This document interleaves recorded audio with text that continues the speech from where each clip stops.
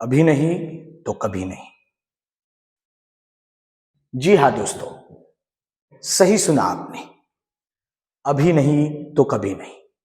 Class 10 CBSE के exam फरवरी में आ रही है और उसके अनुसार देखा जाए तो हमारे पास सिर्फ और सिर्फ अक्टूबर, नवंबर, दिसंबर, जनवरी इतने 4 महीने ही हैं।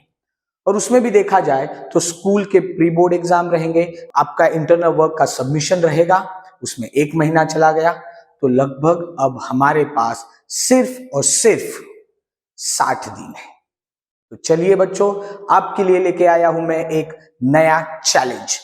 इस चैलेंज को मैं कह रहा हूं 60 days challenge with Avinash sir, जिसके अंदर हम मैथ्स और साइंस इन 2 सब्जेक्ट को एकदम अच्छे से और प्रॉपर तरीके से देखेंगे।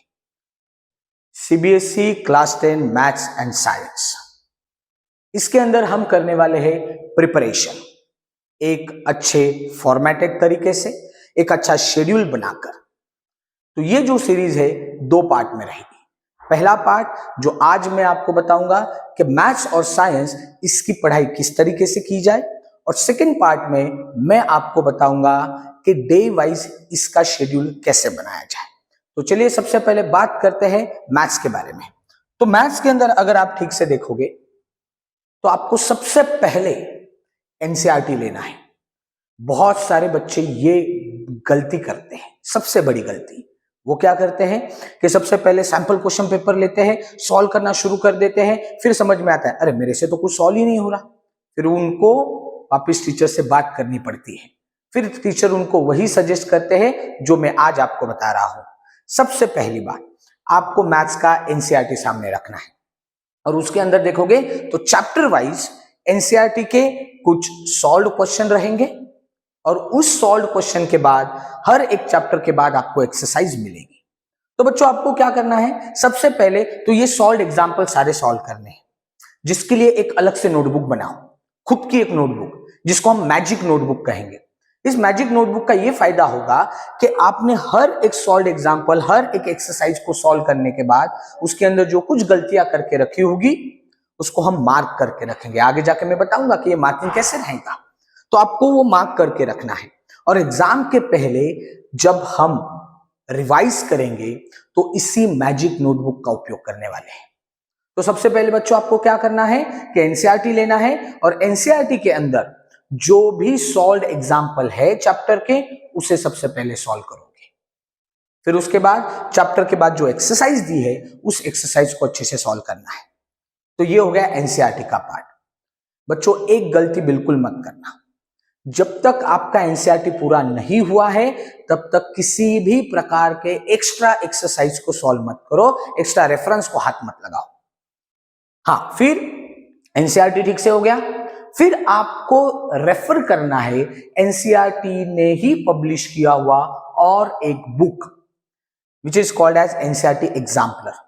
ये एनसीईआरटी एग्जाम्पलर हार्ड कॉपी में भी मिलता है, पर आपको हार्ड कॉपी खरीदने की कोई जरूरत नहीं।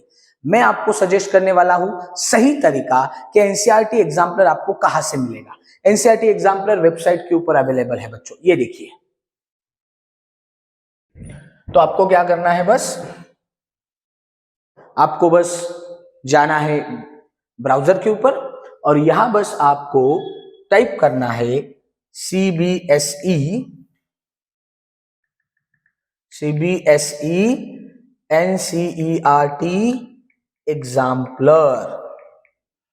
ठीक, तो ये देखिए आपके सामने आ गया एग्जाम्पलर प्रॉब्लम्स। इसको क्लिक करो, ये देखिए एनसीईआरटी ने ही पब्लिश किया हुआ ये पार्ट है। इसके अंदर आपको क्लास 6, 7, 8, 9, हमें चाहिए क्लास 10। क्लास 10 के आप देखिए मैथमेटिक्स और उसके बाद साइंस। तो मैं आपको रेकमेंड करूंगा कि इस वेबसाइट पे जाइए, किसी भी एक चैप्टर को आप अच्छे तरीके से यहां पर देख पाओगे, डाउनलोड कर सकते हो। तो डाउनलोड कर लेना है और जैसे जैसे नीचे जाओगे आपको यहाँ पर कुछ थ्योरेटिकल पार्ट भी मिलेगा, कुछ सॉल्व एग्जाम्पल भी मिलेंगे जिसको भी आपको सॉल्व करना है, और उसके साथ साथ ये देखिए शॉर्ट आंसर टाइप क्वेश्चन जो भी आपको मिल जाएंगे। उसके नीचे एक्सरसाइज भी है, इसे भी सॉल्व कर सकते हो। और मुझे सबसे बड़ा ध्यान आपका यहां पर, ये देखिए यहां पर लॉन्ग आंसर और उसके नीचे भी एक्सरसाइज। ये हो गया आपका मैथमेटिक्स का। सेम तरीके से आप साइंस का भी डाउनलोड कर सकते हो। जैसे साइंस में बहुत इंपॉर्टेंट है एमसीक्यू, ये एमसीक्यू भी इसमें दिए जाते हैं। बहुत बार ऐसा देखा गया है कि सीबीएसई एग्जाम के अंदर जैसे कि वैसे एनसीईआरटी एग्जाम्पलर से क्वेश्चन लेती है। एमसीक्यू के साथ साथ यहां पर आप देख पाओगे नीचे, ये देखिए शॉर्ट आंसर क्वेश्चंस है। उसके बाद और नीचे जाओगे तो आपको लॉन्ग आंसर क्वेश्चन भी मिल जाएंगे। देखिए लॉन्ग आंसर क्वेश्चन और भर भर के यहां पर आपको क्वेश्चंस मिलते हैं। तो you have to practice this as well. तो ये हो गया आपका तीसरा रेफरेंस। पहला हमने कौन सा किया, एनसीईआरटी सॉल्व वाला, फिर एनसीईआरटी एक्सरसाइज, और तीसरा किया अब हमने एनसीईआरटी एग्जाम्पलर। तो इन 3 रेफरेंस को रेफर करने के बाद फिर डायरेक्टली हम जाएंगे प्रीवियस ईयर क्वेश्चन पेपर। तो आपको मार्केट के अंदर, बाजार के अंदर, ऑनलाइन कोई भी एक ऐसा रेफरेंस मिलेगा जहां पर अभी तक पिछले 5 साल, 7 साल, 10 सालों के सीबीएसई ने पूछे हुए क्वेश्चन पेपर में topic wise, chapter wise reference मिलेगा। जैसे मैं आपको रेफर करता हूं एमटीजी का, जहां पर आपको 2014 से 2023 के 10 साल के क्वेश्चन पेपर से एक्सट्रैक्ट किए गए chapter wise, topic wise questions मिलेंगे। तो आपको क्या करना है, उसके बाद प्रीवियस ईयर क्वेश्चंस सॉल्व करने हैं। तो अभी देखिए आपने एनसीईआरटी सॉल्व किया, एनसीईआरटी एग्जाम्पलर सॉल्व किया और प्रीवियस ईयर क्वेश्चंस भी सॉल्व किए। अब ये होने के बाद अगर आपके पास टाइम बचता है then you can solve RD. Sharma और आर.एस. अग्रवाल। ध्यान दीजिए बच्चों, दोनों में से कोई एक, दोनों भी मत करो, क्योंकि आपके पास उतना टाइम ही नहीं है। जितना हमारे पास टाइम है, 60 दिनों का टाइम हम अच्छे तरीके से शेड्यूल करके चल रहे हैं, और 60 दिनों के बाद हमारा हमारा प्रीलिम एग्जाम चालू होगा। एक चीज ध्यान रखना बच्चों, विदाउट प्रिपरेशन हम किसी भी प्रकार की प्री बोर्ड एग्जाम ठीक से नहीं दे पाएंगे। अगर विदाउट प्रिपरेशन आप pre board exam, prelim exam देते हो तो क्या होगा मैं बताता हूं। पहले प्रीलिम में आपको सबसे कम मार्क मिलेंगे, फिर आपके पेरेंट्स टेंशन में आ जाएंगे, आप टेंशन में आ जाओगे, और आपके टीचर्स कहेंगे हमें ये बताना था कि आप कितने पानी में हो। तो हम कितने पानी में ये हमें पता चलने वाला है अगर पढ़ाई नहीं करोगे तो उससे अच्छा क्या, एक प्रॉपर तरीके से शेड्यूल बनाकर उसको हम फॉलो करेंगे। तो प्री बोर्ड से पहले हमारा अच्छे से प्रिपरेशन हो जाएगा। ठीक है, तो ये हो गया आपका मैथ्स के लिए। अब हम बात करने वाले हैं साइंस के लिए क्या करना है। तो साइंस के लिए भी आपको सेम तरीका फॉलो करना है। साइंस के लिए क्या करोगे, वापस एक बार एनसीईआरटी लोगे, एनसीईआरटी को थरोली पढ़ना है, और सबसे इंपॉर्टेंट चीज आपको एनसीईआरटी से एक्सट्रैक्ट करके खुद के प्रॉपर ओन नोट्स बनाने हैं, जिसके लिए भी आपके पास अपनी खुद की एक मैजिक नोटबुक रहेगी। एग्जाम के पहले ये मैजिक नोटबुक आपको बहुत मदद करने वाली है। तो खुद के नोट बन गए, उसके बाद आपको एनसीईआरटी के नीचे जो एक्सरसाइज दी है उसे सॉल्व करना है, और एनसीईआरटी एग्जाम्पलर तो आपके पास है ही है। जो एनसीईआरटी एग्जाम्पलर मैं ऑलरेडी कहां से डाउनलोड करना है, उसके अंदर कौन कौन से क्वेश्चन है ये दिखा चुका हूं, और उसके बाद प्रीवियस ईयर क्वेश्चंस, जिसके लिए कोई भी रेफरेंस आप बाजार से उठा सकते हो। मैंने आपको एमटीजी रेकमेंड किया है, आप कोई भी ले सकते हो, वो कोई प्रॉब्लम नहीं। पर हाँ, एक ही जगह पर chapter wise, topic wise questions आपके पास होने चाहिए, तभी अच्छी तरीके से आप प्रिपरेशन कर पाओगे।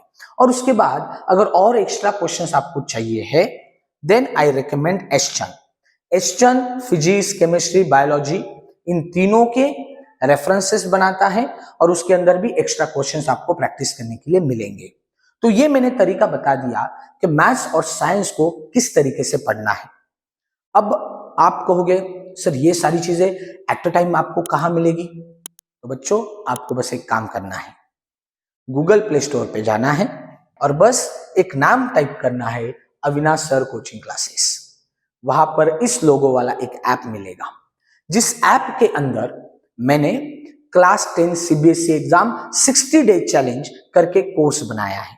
उस कोर्स में मैं क्या करने वाला हूं, सेक्शन वाइज अभी जो मैं आपको शेड्यूल दूंगा, सेक्शन वाइज चैप्टर डाले हैं, हर एक चैप्टर के अंदर आर दिया है। आर का मतलब होता है रैपिड रिवीजन। जो वीडियोस में चैप्टर के मैं निकालूंगा उसके अंदर अपलोड करूंगा। तो कोई भी चैप्टर पढ़ने से पहले, प्रिपेयर करने से पहले आपको मेरा वो वीडियो देख लेना है। वो वीडियो देखने के बाद आप खुद का एनसीईआरटी लोगे, उसमें से पढ़ोगे, खुद के नोट्स बनाओगे, मैथमेटिक्स से तो सम सॉल्व करोगे और उसके बाद उसी के नीचे मैंने चैप्टर वाइज असाइनमेंट दे रखी है। वो असाइनमेंट आपको सॉल्व करनी है। तो ये चैप्टर वाइज जो शेड्यूल मैं आपको दे रहा हूं, आगे जाके दूंगा, वो सारा उस ऐप के अंदर आपको मिलेगा और जिसका प्राइस मैंने एकदम नॉमिनल रखा है। आप कह सकते हो कि मैथ्स और साइंस का एक प्रकार का वो क्रैश कोर्स है। तो ये ऐप डाउनलोड करना मत भूलो और उसको जरूर फॉलो करो। तो चलिए अभी आगे बात करते हैं कि कौन कौन से चैप्टर को कितना वेटेज दिया जाए। तो इतने सालों से जो मैथ्स और साइंस में पढ़ा रहा हूं, उसके अनुसार मैं मैथ्स के और साइंस के 3 सेक्शन करता हूं। पहला सेक्शन होता है 1 star system, second 2 star and 3 star. 1 star मतलब ऐसे चैप्टर होते हैं जिसको प्रिपेयर करने के लिए ज्यादा टाइम नहीं लगता, फटाफट हो जाते, इजी चैप्टर होते, ज्यादा लेंदी भी नहीं होते। 2 स्टार्स में ऐसे चैप्टर्स आते हैं जो इंटरमीडिएट हो गए, जिसको प्रिपेयर करने के लिए थोड़ा टाइम लगेगा। और 3 स्टार में ऐसे चैप्टर आते हैं जिसको प्रिपरेशन के लिए भी टाइम लगता है और उसके अंदर अच्छे खासे ट्रिकी क्वेश्चंस आते हैं। तो ये मैथमेटिक्स का आपका 3 स्टार सिस्टम है।